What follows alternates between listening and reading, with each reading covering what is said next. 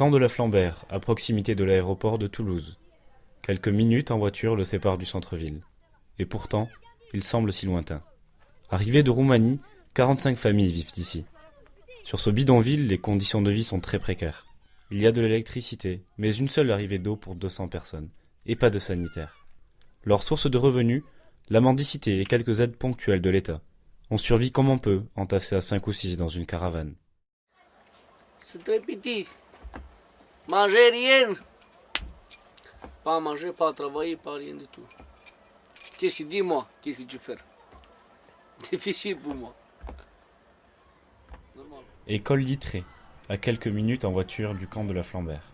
Une école de la République comme les autres. 45 enfants du camp y sont scolarisés de la maternelle au CM2. L'école fait tout pour faciliter l'éducation de ses élèves. On a mis en place un projet qui permet de personnaliser au maximum l'apprentissage.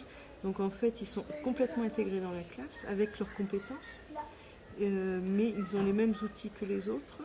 Et chaque enfant, de toute façon, a un programme personnalisé. Ils sont comme les autres enfants, avec leur travail adapté. Dinarka a 8 ans. Elle est scolarisée dans cette école depuis le CP. Aujourd'hui, elle est en CE2. Alors dis-moi, pourquoi tu aimes l'école? Parce qu'on travaille bien. C'est joli à l'école parce que j'en ai les copines. Et ma maîtresse, elle est gentille avec moi. Et ça. Bien sûr, les problèmes existent. Certaines familles de la Flambert sont dans une telle misère sociale que leur priorité est ailleurs. Avant de penser à l'école, il faut manger. L'absentéisme est une réalité. Mais tous ceux qui viennent régulièrement sont complètement intégrés et capables de suivre une scolarité normale.